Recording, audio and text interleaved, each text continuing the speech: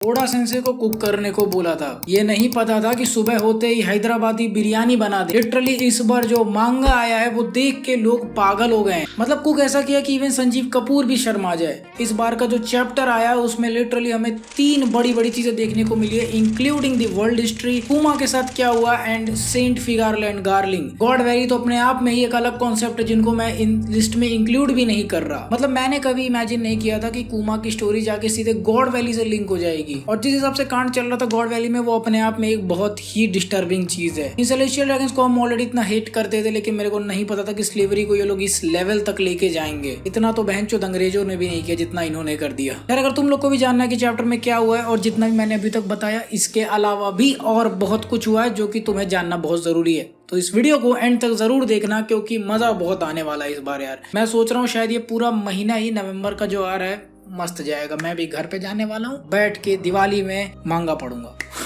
So guys अब बिना time waste किए लेट्स बिगिन। यार बिफोर स्टार्टिंग द वीडियो यहाँ पे मैं देख सकता हूँ 65% लोगों ने सब्सक्राइब नहीं करके रखा है। देखो मैं भीख नहीं मांग रहा हूँ सब्सक्राइब करने की, बस जो लोग मेरे को देखते हो वही लोग सब्सक्राइब कर दो। नए लोग डोंट बॉदर, 10-15 वीडियोस के बाद डिसाइड कर लेना। बट जितने लोग मेरे को पिछली वीडियोस 10-15 वीडियो से देख रहे हो अभी के लिए, click on that red button because we all work so hard, क्योंकि आई नीड दैट सब्सक्राइबर्स। यार 1 लाख होने वाले, जल्दी करा दो please. So now let's start the video. Chapter के कवर पेज पे तुम देख सकते हो कि एक योंको है और उस योंको का बंदर नाक लेके भाग गया है। हाँ ऐसा सच में हुआ है और ये बहुत ही अजीब लगता है। लिटरली बगी मेरा सिर्फ फेवरेट कैरेक्टर इसीलिए है क्योंकि मैंने उसको लाइव एक्शन में देख के बहुत ज्यादा एंजॉय किया था।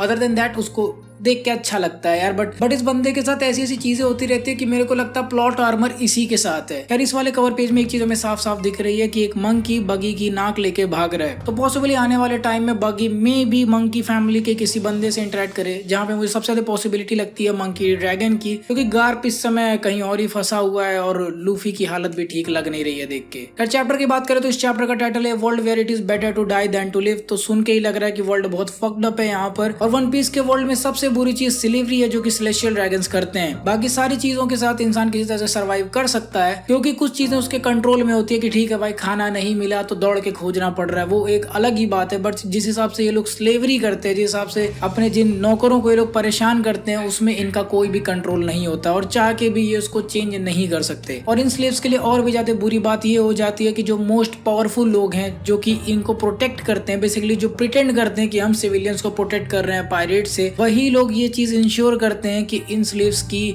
गांड फटी रहे हमेशा। तो इंसान जाए तो जाए कहाँ। अगर तुम लोग को नहीं पता तो डार्क सीक्रेट्स वाली वीडियो मैंने बताया था कि किस तरह से इन्होंने बोआ हैंकॉक का रेप तक किया था जब वो छोटी बच्ची थी। इसको दिखाया नहीं गया है but it was there. Obviously ये चीजें शोनेन मांगा में नहीं दिखा सकते। इतनी गलत गलत चीजें ये लोग करते हैं, खाने पीने को भी नहीं देते हैं, मारते हैं, सेक्सुअल असॉल्ट करते हैं, उनकी फैमिली तक को निपटा देते हैं। एंड बाद भी they have the audacity to commit such crimes, जो कि तुम्हें इस चैप्टर में देखने को मिलेगा। जिसकी वजह से यहाँ पर कुमा की फैमिली का तो ये सोचना पड़ गया था कि भाई मर जाते यार, जिंदा ही क्यों रह रहे हैं हम यहाँ पर, इससे बढ़िया मौत आ जाती है हमको। खैर चैप्टर की बात करें तो चैप्टर वहीं से स्टार्ट होता है जहाँ पर पिछला चैप्टर खत्म हुआ था, जहाँ पर सैटर्न ने एगेड आइलैंड पर लैंड किया था। यहाँ पर पायरेट्स की तो गांड फटी गई है, लेकिन जो लोग अपेरेंटली वर्दी नहीं है इस बंदे को देखने के लिए, वो लोग भी साइड से हट जाएं। यानी कि रियर एडमिरल से नीचे जितने भी लोग हैं वो सभी लोग हट जाओ उसके सामने से, वरना तुम्हारा सर फट जाएगा। यहाँ पर जितना ज्यादा शौक तुम हो उससे कहीं ज्यादा शौक इनके खुद के सिपाही हैं, क्योंकि अपेरेंटली इन लोगों ने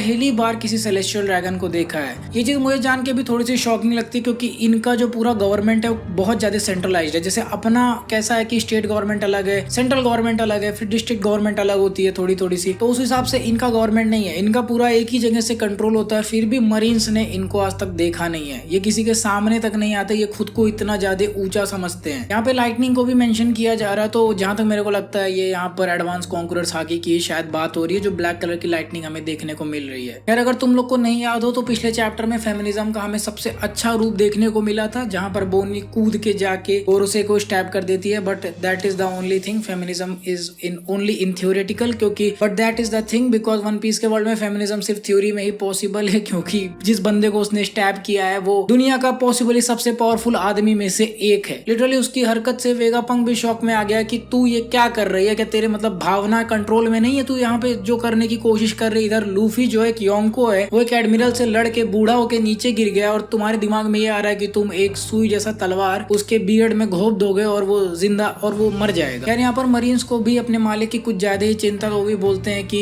एक गोरसे को स्टैब कर दिया गया है, तो वो लोग जाके बोनी के ऊपर फायर करने वाले हैं। लेकिन मरीन्स को ये नहीं पता कि जिस मालिक की ये पूजा कर रहे हैं वो एक्चुअली में बहुत बड़ा मादर चोद है। सैटर्न लिटरली अपने ही मरीन्स को चिल्लाकर बोलता है कि कीड़ो मकोड़ो एकदम शांत हो जाओ, तुम्हारी औकात नहीं है मेरे सामने बोलने की। इसके बाद सैटर्न आगे बोलता है कि अगर मेरे को नहीं स्टैब होना होता तो मैं डॉज कर लेता। उनके तो ऐसा लग रहा है कि आयरनी हो रही है बहुत भयंकर, क्योंकि मेरे मन में एक क्वेश्चन आ रहा है, तेरे को डॉज करने की क्या जरूरत है, चुपचाप अपने हाकी एक्टिवेट करना, उनको दूर रख जो तुझे स्टैब करने आ रहे हैं, या फिर हाकी से उनको नॉकआउट कर दे, समथिंग लाइक दैट। डॉज करने की क्या जरूरत है? अगर बोनी जैसे पायरेट की मूव तुझे डॉज करना पड़ रहा है देन क्वेश्चनेबल है कि अगर तू नीका से फाइट कर भी पाएगा या नहीं। खैर इसके बाद सैटर्न अपने जायंट बॉडी का यूज करके बोनी को अपने हाथों में दबा लेता है और ये चीज देख के ऑब्वियसली सांजी फायर अप हो जाता है और जाके बोनी की हेल्प करने की कोशिश करता है। लेकिन इससे पहले वो कुछ करता सैटर्न उसकी तरफ घूरता है और सांजी का भी सर फटने लगता है। बट क्योंकि सांजी काफी ज्यादा स्ट्रॉन्ग है तो उसको बहुत ज्यादा डैमेज नहीं होता, ऑल्दो वो नॉकआउट हो जाता है और हमें लिटरली उसका जोरो वाला पोजीशन देखने को मिलता है। यहाँ पर सांजी के साथ भी यस मोमेंट वाला कांड हो जाता है। अभी मरीन्स की भी बुद्धि खुल जाती है और वो सोचते हैं कि इस मोमेंट का फायदा उठा के वो लोग वेगापंक को पकड़ ले। लेकिन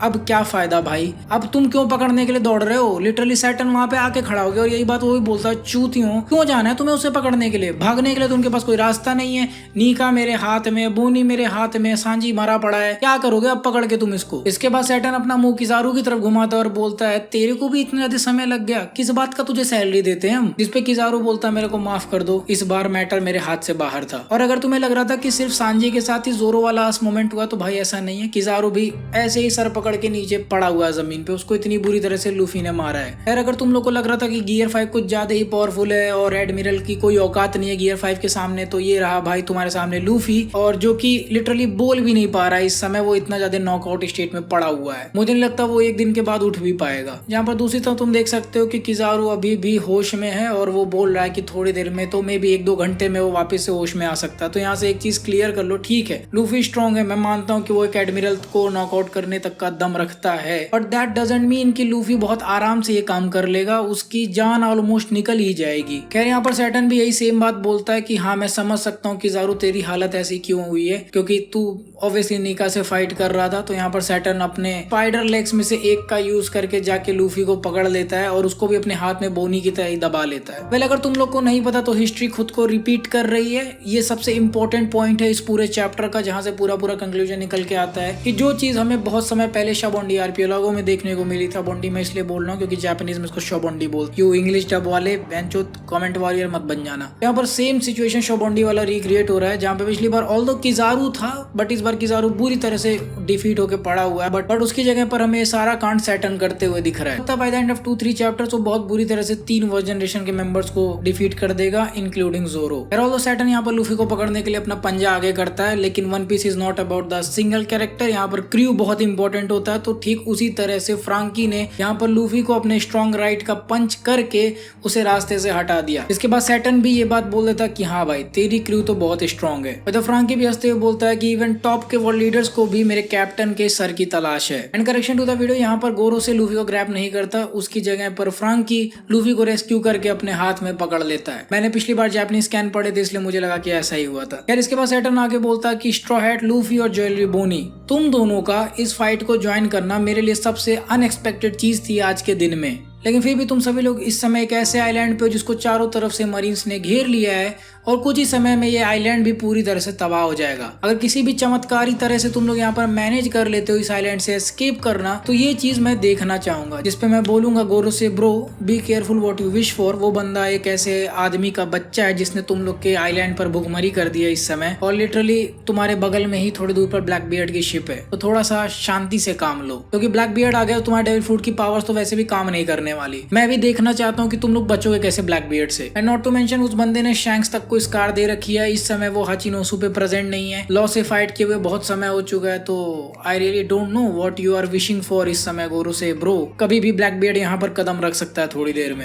एनीवे लूफी का सिस्टम इस समय हैंग कर चुका है, नॉट रिस्पॉन्डिंग स्टेट में है वो, तो वो अपना ध्यान इस समय वेगापंक की तरफ कर लेता है और बोलता है कि और वेगापंक भाई, तूने बहुत चूतियापा काम किया हमको धोखा देकर, लेकिन तूने जितनी भी हेल्प की है हमारे मिलिट्री के लिए उसके उसके लिए आरिगातो। एंड इसके बाद वो बोलता है ठीक है, अब ये बताओ कि तुम में से पहले कौन मरना चाहेगा। और मैं चाहता हूँ कि सबसे पहले वही बंदा मरे जिसकी वजह से सबसे ज्यादा लोगों को दर्द हो। तुम लोगों ने वर्ल्ड गवर्नमेंट को अपोज करके बहुत बड़ी गलती की है और इसका रिग्रेट होना चाहिए तुम लोग को। एंड इसके बाद एक बहुत ही घटिया चीज बोलता जो कि मेरे बाप भी मुझे हमेशा बोलते रहते थे कि जब तुम लोग को एक चीज करने को नहीं बोला गया तो तुम लोग वही काम क्यों करते हो। और इसी के साथ ये बोनी को अपने हाथों से दबा कर कुचलने लगता है। ये चीज देख के सांजी से भी नहीं रहा जाता और वो उठकर बोलता है कि क्या कोई हिल सकता है, जाके बोनी की हेल्प कर सकता है। इस पे फ्रांकी बोलता है कि किसी टाइप का फोर्स हमें हिलने नहीं दे रहा। इस पे वेगापंक बोलता है कि अगर ये साइंस नहीं है तो फिर ये पक्का इसके डेविल फ्रूट पावर्स की वजह से है। इस पे मैं बोलना चाहूंगा कि हाँ, डेविल फ्रूट पावर्स का रीजन हो सकता है क्योंकि ये डेविल फ्रूट अभी तक का मोस्ट अनएक्सपेक्टेड और मोस्ट अननोन फ्रूट में से एक है। बट मे बी ये हाकी की वजह से भी हो सकता है क्योंकि बहुत ज्यादा एडवांस लेवल की जो हाकी है उसके सामने इंसान हिल भी नहीं पाता। ये चीज हमने शैंक्स के साथ देखा है। यार अभी बोनी को कुचल ही रहा है कि तब तक बोनी बोलती है कि तूने मेरे बाप को मार डाला। जिस पे सैटर्न बोलता है कुमा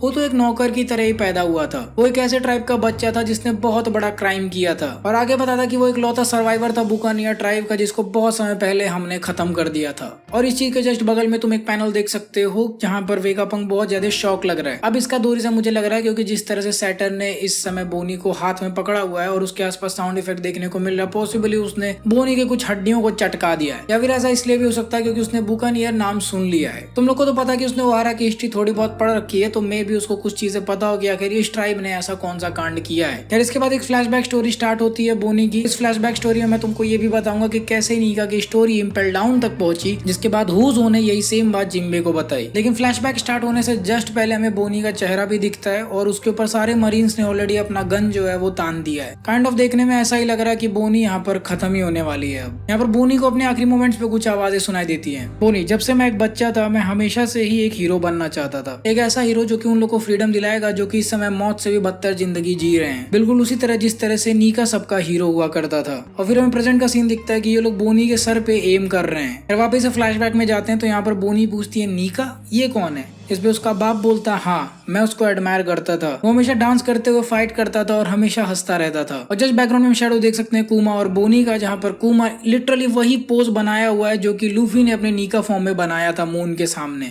यहाँ पर वेगापंक और सांजी चिल्लाकर बोलते हैं कि बोनी को छोड़ दो, वो सिर्फ एक छोटी बच्ची है। लेकिन आई डोंट थिंक यहाँ पर बोनी की कोई हेल्प कर सकता है। वापिस से फ्लैशबैक में जाते हैं और देखते हैं कि बोनी यहाँ पर पूछ रही है कि क्या ये नीका मेरी भी हेल्प करेगा। इस पे कुमा बोलता है हाँ बिल्कुल। उसके बाद कुमा की यादें स्टार्ट होती हैं जो कि बोनी ने लैब में जाके एक्सेस किया था। आज से 47 साल पहले साउथ ब्लू में एक किंगडम था जिसका नाम था सॉर्बेट किंगडम, और यहाँ पर कुमा का जन्म होता है। ये बच्चा साइज में यूजुअल से काफी ज्यादा बड़ा होता है और हर बार की तरह ही वन पीस में साइज का मेरे को समझ में नहीं आता क्योंकि कुमा का बाप इतना बड़ा दिख रहा है और उसकी मम्मी इतनी सी दिख रही है जैसा कि ओडेन और तोकी के साथ था। लेकिन फिर भी यहाँ पर कुमा का बाप बोलता है ये हमारा छोटा सा प्यारा सा बच्चा है। यहाँ पर कुमा का बाप डॉक्टर से रिक्वेस्ट करता है और डॉक्टर भी बोलता है टेंशन नहीं लो, मैं तुम्हारी जात के बारे में किसी को भी पता नहीं चलने दूंगा, एक भी शब्द इस हॉस्पिटल से बाहर नहीं जाएगी। लेकिन कुछ साल बाद हम देखते हैं कि वही सेम डॉक्टर दौड़ते हुए आता है और बोलता है यहाँ से बचकर भाग जाओ क्योंकि गवर्नमेंट तुम्हारे पीछे पड़ी हुई है। लेकिन कुछ साल बाद हम देखते हैं कि वही सेम डॉक्टर दौड़ते हुए आता है और बोलता है यहाँ से बचकर भाग जाओ क्योंकि गवर्नमेंट तुम्हारे पीछे पड़ी हुई है। अपेरेंटली गवर्नमेंट की नजर हमारे हॉस्पिटल्स पर भी थी।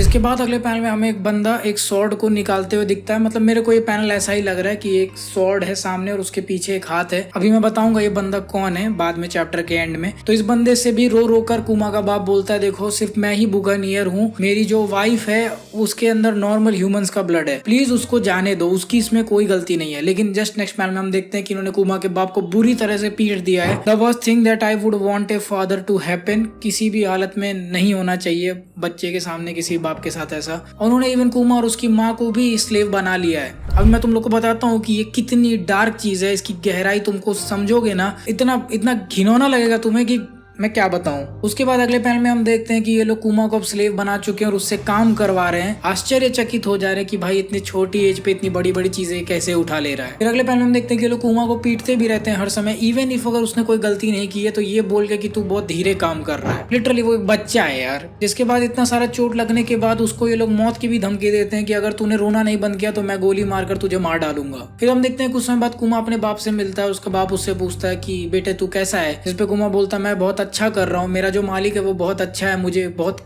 ज्यादा नहीं मारता पीटता है। और यहाँ पर देख के मुझे क्लियरली पता चल रहा है कि कुमा और उसके बाप का ज्यादा इंटरेक्शन नहीं होता है, कभी कभी कुछ महीनों में ये लोग मिलते हैं। खैर इसी सेम पैनल में हम देख सकते हैं कि बैकग्राउंड में एक और बंदा साइड में खड़ा है जिसको हथकड़ियां लगी हुई हैं। तो तुम्हें क्या लगता है, क्या ये बंदा पॉसिबली रियली हो सकता है? लेकिन इस बार जब कुमा का बाप उससे मिलने आया तो उसने उसको बहुत ही सैड न्यूज दी कि तुम्हारी मम्मी अब इस दुनिया में नहीं रही, वो मर गई है। और मुझे पता है कि ये चीज सुनने में बहुत छोटी सी लग रही है कि हाँ उसकी मम्मी काम करते करते मर गई, बट मेरे को ऐसा नहीं लगता। जहां तक मेरे को लगता है इसकी मम्मी के साथ भी इन लोगों ने वही किया था जो इन लोगों ने बो हैंकॉक के साथ किया था। दैट इज उसको बहुत ज्यादा सेक्सुअली असॉल्ट किया और बहुत ज्यादा मतलब उसको मारा पीटा, जिसकी वजह से अंत में उसने अपना दम तोड़ दिया, which is really bad thing. क्योंकि मेरे को समझ में नहीं आ रहा इसके आगे मैं इस पर क्या बोलूं, मेरा दिमाग भी नहीं काम कर रहा, इतना मेरे को बेकार लग रहा बस इमेजिन करके। क्योंकि ये चीज भी तो है कि ओडा सेंसेई ने ये चीज खुद से बताई नहीं है, हमारे ऊपर ही छोड़ दी कि भाई तुम ही डिसाइड करो कि ये सेलेस्टियल ड्रैगन्स किस लेवल तक जा सकते हैं एक औरत के साथ। और जहां तक मेरे को लगता है कि अगर तुम किसी मादरचोद आदमी के हाथ में इतनी पावर दे दोगे तो वो औरतों के साथ क्या करेगा, इसके लिए तुम्हें इमेजिन करने की जरूरत नहीं है। It is literally out in the front, तुम्हारी आंखों के सामने ही दिख जाएगा कि ये लोग ऐसा क्या क्या करते थे उसकी मम्मी के साथ। और सिर्फ सेक्सुअल असॉल्ट ही नहीं, पॉसिबली फिजिकल असॉल्ट भी ये लोग करते होंगे उसके साथ, जो कि मेरे को इमेजिन भी नहीं करना, ना मुझे बोलना है वीडियो में। मैं तुम लोग के ऊपर छोड़ देता हूँ, इमेजिन कर लो जो कुछ भी हो रखा आज तक इंडिया में, सब इमेजिन कर लो। कुमा का बाप रोते हुए उसको ये बात बताता है और कहता है कि अब वो एक बहुत ही बेटर जगह पे है रेदर देन कि वो इस हेल होल में फंसी रहे, जिससे इस चैप्टर का टाइटल आता है it's better to die than to live in this world. खैर कुमा एक छोटा बच्चा ही है तो ये सब कुछ सुन के वो भी बहुत जोर जोर से रोने लगता है, जिसपे उसका बाप बोलता है शांत हो जा बच्चे, तू बहुत ही स्ट्रांग है, तुझे इन सब चीजों से फाइट करते रहना है। लेकिन कुमा बोलता है इससे बढ़िया तो मैं मर ही जाता है। उसका बाप बोलता है हिम्मत रख, वॉरियर ऑफ लिबरेशन तेरे को बचाने आएगा। इस पे कुमा पूछता है आखिर ये कौन है। इस पे उसका बाप उसको बताता the warrior of liberation the sun god Nika. और हमें सेम नीका का वही वाला फोटो देखने को मिलता है जो मून के सामने जंप करते हुए। इसके बाद हम देखते हैं कि कुमा का बाप अपने बेटे को और कुछ और स्लेव्स के सामने बात कर रहा है कि वॉरियर ऑफ लिबरेशन कौन है। नीका एक लेजेंडरी वॉरियर का नाम है जो कि हमारे बुकानियर फैमिली में ही पास डाउन किया गया है और एक दिन सूरज के नीचे जितना भी समुद्र है उसमें तुम्हें हमेशा के लिए फ्री कर देगा। वो हमेशा ही हंसता रहता है, वो नाचते गाते हुए मूव करता है और लोगों को हंसाता रहता है। और हम देखते हैं कुमा का बाप वही गियर 5 वाले थीम सॉन्ग पे नाच रहा होता है कि तभी एक सेलेस्टियल ड्रैगन आता है और लिटरली उसके बाप को नाचते हुए गोली मारकर उसकी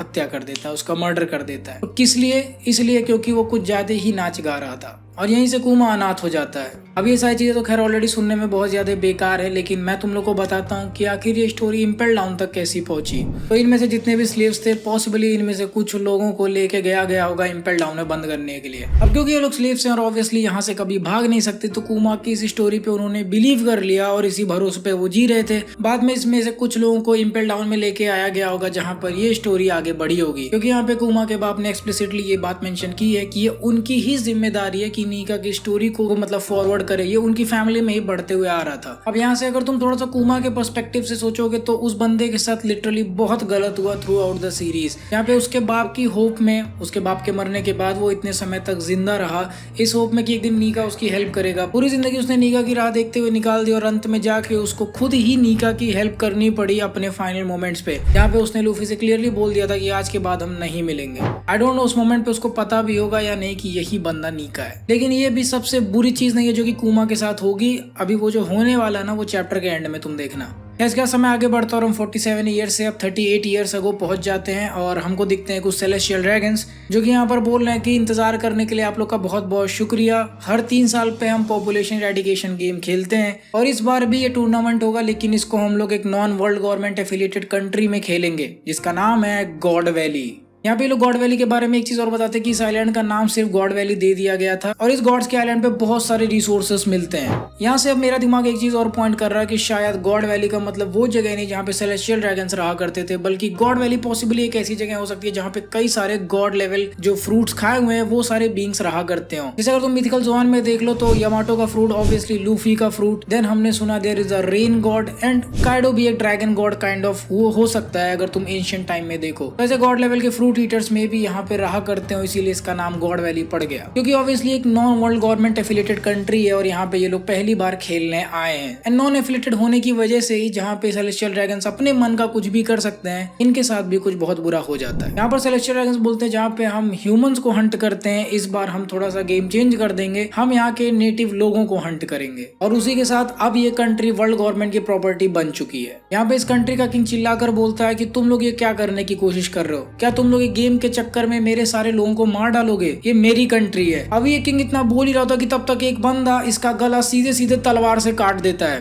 और अगले पेज पे हमको रिवील होता है, पूरे पेज पे जहाँ पर हमें पहली बार दिखता है यंग वर्जन ऑफ सेंट फिगारलैंड गार्लिंग, जो कि पॉसिबल फादर हो सकता है the greatest योंको of all time, योंको shanks का। एंड अगर तुम में से कोई बोल दे कि ये बंदा शैंक्स जैसा नहीं दिखता है तो मैं खुद का अपने मुंह में लेके पी लूंगा। मैं सच बता रहा हूँ, ये बंदा इतने शैंक्स जैसे दिखता जितना मैं अपने बाप के जितना नहीं दिखता हूँ। अब देख के तो ऐसा लग रहा है कि लिटरली शैंक्स का चेहरा कॉपी पेस्ट करके दे दिया गया है। बट एज यू नो वन पीस का जो फेस है वो कितना ही कैसा होता है, ऑलमोस्ट हर लड़की नामी जैसी दिखती है। एंड सिमिलरली जोरो और उशिमारू में भी बहुत ज्यादा सिमिलैरिटीज थी, फिर उशिमारू उसका चाचा निकला, तो पॉसिबिलिटीज हैं। ऑल्दो उटा जो है फिगारलैंड फैमिली से ही है, बट शैंक्स का हमें कुछ भी कंफर्म नहीं है फिलहाल के लिए। लेकिन एक चीज तो मान लो कि ये बंदा शैंक्स का डायरेक्ट रिलेटिव हो सकता है। सब लोग यहाँ पर फिगारलैंड से बोलते हैं कि अपने घोड़े संभालो भाई, तुमने तो सीधे जाके किंग को ही मार डाला, तुम्हारे लिए 10,000 पॉइंट माइनस में चलेंगे। इसमें फिगारलैंड बोलता है फिर तो ये अच्छी बात है ना, बाकी लोग के लिए तो मैं थोड़ा सा लेवल पे आ गया हूँ अब। और फिर उसका सेलेस्टियल ड्रैगन्स बोलते हैं कि इस बार सिर्फ नेटिव्स ही नहीं, हम उन स्लेव्स को भी इसमें घुसेड़ने वाले हैं जिन्होंने हमें परेशान किया है। और फिर अगले पैनल में हम देखते हैं कि सैटर्न यहाँ पर खड़ा है और उससे कुछ मरीन्स बोल रहे हैं कि हमने उस स्लेव को वापस से कैप्चर कर लिया है जो कि भाग रहा था। और आगे हम देखते हैं कुमा जो यहाँ से बचकर भागने की कोशिश कर रहा था उसको और बाकी स्लेव्स ने पकड़ लिया है और वो ये बोल रहा है कि भाई अगर तू भाग गया तो हमें भी मार डालेंगे, हम 10 के 10 लोगों को इस गेम में पार्टिसिपेट करना ही करना है। और फिर उसके बाद आखिरी पेज पे जो सबसे बड़ा रिवील होता है, अभी इन लोगों ने कुमा को पकड़ा या बाकी स्लेव्स ने, कि तब तक ऊपर से आवाज आती है ही हा, you know who is coming here right. हम देखते हैं एक बंदा चट्टान पे खड़ा होकर बोल रहा है ही हो, इस बार तुम यहाँ के प्राइज हो। मैंने सुना तू बुकानिया ट्राइब से है और ये भी सुना है कि उनके पास जायंट का ब्लड होता है। और फिर हमें फाइनल पैनल में रिवील होता है इंपीरियो इवानकोव और उसकी छोटी बहन जिनी, जो कि एक्चुअली में स्लेव्स हैं before they have joined the revolutionary army. यहाँ पर जिनी बोलते कि मेरा बड़ा भाई भी अनयूजुअली कुछ ज्यादा ही बड़ा है, जिसपे इवानकोव बोलता है कि सिर्फ मेरा सर बड़ा है, मेरा बॉडी नहीं। और वो हंसते हंसते इन सबको मोटिवेट करता है कि तुम लोग इतने दुखी क्यों हो, मैं तो जिंदा रहने वाला हूँ, तुम लोग बताओ तुम लोग जिंदा रहोगे या नहीं। Last line the person he meets in hell के साथ चैप्टर नंबर 1095 खत्म। मांगा खत्म, बट मेरी वीडियो नहीं। आओ थोड़ी सी बकचोदी कर लेते हैं, कुछ ज्यादा ही चीजें बात करने के लिए, मेरे पास कोई रिकॉर्ड भी नहीं क्या क्या बात करने वाला हूँ मैं। तो यहाँ पर सबसे पहले मैं तुम लोगों से बात करना चाहूंगा सेलेस्टियल ड्रैगन्स जिस आइलैंड पर आए हुए हैं। सेलेस्टियल ड्रैगन इस समय नॉन वर्ल्ड गवर्नमेंट एफिलिएटेड जगह पर आए हुए हैं, तो पॉसिबली इसी वजह से इनको बहुत ज्यादा प्रॉब्लम हो सकती है, क्योंकि यहाँ पर ऑलरेडी किसी भी टाइप की सिक्योरिटी नहीं प्रेजेंट है पायरेट से, तो इसलिए रॉक पायरेट्स के लिए बहुत ईजी हो गया था इस आइलैंड को टारगेट करना। एंड पॉसिबली आज ही के दिन यहाँ पर अटैक हुआ था, क्योंकि दिस इज 38 ईयर्स अगो और शैंक्स का जो उम्र है वो इस समय 39 ईयर्स है, यानी कि शैंक्स 1 साल का होगा जब वो रॉजर को मिला था। तो आज ही के दिन यहाँ पर अटैक होने वाला है, जिसकी वजह से पॉसिबली काफी सारे स्लेव्स यहाँ से बच के निकल जाएंगे। अब यहाँ पर एक और पॉइंट आता है कि आखिर गार्प और रॉजर ने सेलेस्टियल ड्रैगन्स का साइड क्यों लिया, क्यों नहीं उन्होंने रॉक्स का समर्थन किया ताकि ये लोग उसको खत्म ही कर दें जो भी सेलेस्टियल। तो देखो भाई यहाँ पे 2-3 चीजें, यहाँ पे जेनोसाइड तो कर ही रहे हैं सेलेस्टियल ड्रैगन्स, बट ये चीज नहीं हो सकती कि गार्प भी वही सेम चीज करने लगे, वो उन लोग को मतलब मरने दे। ठीक है, यहाँ पे इन लोग का जो मोटा मोटा प्लान था वो ये था कि वो स्लेव्स को भी फ्री कर पाए एंड किसी भी तरह से रॉक पायरेट्स को भी रोक पाए, जिसके लिए उसने रॉजर का हेल्प लिया था। और रॉक पायरेट्स का देखो सीधा सीधा मोटिव था कि वो वर्ल्ड पे रूल करना चाहता था। अगर रॉक्स ने यहाँ पे सेलेस्टियल ड्रैगन्स को मार दिया होता तो काफी ज्यादा प्रॉब्लम्स फैल जाती, क्योंकि पायरेट सारे के सारे अच्छे नहीं है, बहुत हरामी पायरेट्स भी हैं, और अगर ऐसा चलने लगता वर्ल्ड में तो फिर प्रॉब्लम हो जाता। और रॉजर भी नहीं चाहता था कि रॉक्स के हाथ में इतनी ज्यादा पावर आ जाए, जिसकी वजह से रॉजर ने गार्प की हेल्प की इनको खत्म करने के लिए। बिकॉज तुम मोटा मोटा देख लो, बिग मॉम, काइडो और रॉक्स ये तीनों इतने हरामी लोग हैं कि इनको पावर देना बहुत गलत चीज हो जाएगी वन पीस के वर्ल्ड में। व्हाइट बियर्ड की बात अलग है। और यहाँ पर मुझे लगता है कि रॉजर और गार्प मिलकर पूरा सेलेस्टियल ड्रैगन्स की साइड से फाइट कर रहे थे। पार्शियली वो उनको बचाने की तो कोशिश कर रहे थे, बट उनका मेन एम था रॉक्स को यहाँ पर डिफीट करना। फिर इसी फाइट के बाद शैंक्स पॉसिबली रॉजर को एक संदूक में मिलता है और ऑलमोस्ट ये बात कंफर्म हो चुकी है कि शैंक्स इसी आइलैंड पर मिला था, मतलब कंफर्म्ड ही है, ये बात तो बताया गया था ऑलरेडी हमको। लेकिन अभी ये फिगरलैंड फैमिली से है या नहीं ये देख के तो अब मानना ही पड़ेगा कि हाँ ये बंदा भी एक सेलेस्टियल ड्रैगन है। और जो मैंने तुम्हें अभी थोड़े समय पहले मांगा में बताया था कि एक बंदा था जो कि कुमा के बाप को पकड़ रहा था क्योंकि वो बुकानियर है, तो उस बंदे की जो स्वॉर्ड है वो देख के मुझे बहुत हद तक फिगरलैंड गार्लिंग की लग रही थी, तो यही बंदा मे भी गया था इन लोग को पकड़ने के लिए। Then comes the main question कि ये स्लेव जिनी कौन है। इसके पीछे दो चीजें चल रही है कि ये लूफी की मॉम हो सकती है या फिर बोनी की मॉम। तो मैं बता देता हूँ, लूफी की मॉम अभी रिवील करना टू मच हो जाएगा, that is literally too much. तुमको क्या क्या पता चला इसमें, जस्ट एक बार सोचो कि कुमा जो है one of the rarest tribe में आता है, उन 3 ट्राइब्स में से आता है जो कि बिग मॉम को चाहिए, ठीक है, ये चीज रिवील हुई। देन कुमा की तुम्हें बैक स्टोरी बताई गई, फिर उसके बाद तुम्हें ये भी बताया गया कि इंपीरियो इवानकोव एक स्लेव था, फिर उसके बाद हमको ये भी बताया गया कि भाई गॉड वैली है कहाँ पे। तो this is way too much. और फिगरलैंड का यंग वर्जन तो यार obviously this is way too much, इसके अलावा इतना ज्यादा रिवील नहीं होने वाला है। तो जहां तक मेरे को लगता है जिनी यहाँ पे खाते हुए दिख रही है, एंजेलिना बोनी भी हमेशा खाती ही रहती है, तो शी इज हर मॉम, मेरे को जहां तक लगता है। अभी आज ही के दिन गॉड वैली इंसिडेंट होगा और इसके बाद ही ये सभी स्लेव्स यहाँ से फ्री हो जाएंगे, जिसके बाद ये लोग जाके रेवोल्यूशनरी आर्मी को पॉसिबली ज्वाइन करेंगे। और ऊपर से ट्विटर पे घूमते घूमते मैंने देखा कि बहुत सारे लोग रॉक्स की साइड ले रहे हैं। तो भाई मेरी बात ध्यान से सुन लो, रॉक्स एक बहुत ही हरामी आदमी था और वो अपने रास्ते में आने वाले किसी भी बंदे को नहीं छोड़ता, फिर चाहे वो स्लेव हो या सेलेस्टियल ड्रैगन हो या मरीन हो। और गार्प जो है, गार्प इतना भी हरामी आदमी नहीं है। गार्प को पता है कि ये सेलेस्टियल ड्रैगन्स मरे या जिए, बट इन स्लेव्स को कुछ नहीं होना चाहिए, एंड दैट इज वाई उसने रॉजर की हेल्प मांगी थी। So that is the point that I wanted to make clear. इसके अलावा चैप्टर अगले हफ्ते ब्रेक पे है, देन आई होप अपने को लंबा इंतजार करना पड़ेगा शायद। क्यों करना पड़ रहा है, अगले हफ्ते मैं फ्री हूँ यार, अगले हफ्ते दशहरा का वीकेंड है, लंबी छुट्टी होगी, तब नहीं है, अभी मेरे को ऑफिस जाना है, तब सारे चैप्टर आए जाते रहते हैं। तो guys I guess that was it for this week's manga review of chapter number 1095। I hope तुम लोगों ने वीडियो को एंजॉय किया होगा। अगर मुझे कुछ और मिलता तो मैं उसको शॉर्ट्स के फॉर्म में बनाकर अपलोड कर दूंगा। इस चैप्टर में काफी सारी चीजें थी, कुछ और नोटिस होगा तो वीडियो तुम लोग को मिल जाएगी। अगर वीडियो अच्छी लगी तो वीडियो को लाइक कर दो और प्लीज सब्सक्राइब भी कर दो यार। तुम लोगों ने देखा 60% लोगों ने सब्सक्राइब नहीं किया है, तो मैं उम्मीद कर सकता हूँ मे बी मेरे को 1,20,30,000 सब्सक्राइबर्स मिल सकते हैं। कर दो भाई, जल्दी जल्दी कर दो यार। इंस्टाग्राम एंड डिस्कॉर्ड भी ज्वाइन कर लो। डिस्कॉर्ड मेरे को पता है लिंक मिलना बहुत मुश्किल हो जाता है, मैं अभी दे दूंगा कमेंट सेक्शन में, तो वहाँ से ज्वाइन कर लेना। और इंस्टाग्राम पे फॉलो कर लो, थोड़ी सी ईजी हो जाता है अपने को स्पॉन्सर वगैरह लेना, तो वहाँ पे जाके फॉलो कर सकते हो। और हाँ भाई, जिन लोग को सपोर्ट करना है चैनल को, एक्चुअली में सपोर्ट करना है, व्हाट्सएप ग्रुप वगैरह जाना। अभी देखा था कुछ समय पहले एक बंदा 2000 में नंबर खरीद रहा था, पता नहीं चूतियापा होता रहता है, तो वो सब छोड़ दो। अगर तुम लोग को सपोर्ट करना है चैनल को तो मेंबरशिप ले सकते हो, नॉट टू प्राइसी। मैं तुम लोगों से मिलूंगा अगले वीडियो में। So until the next video, play on.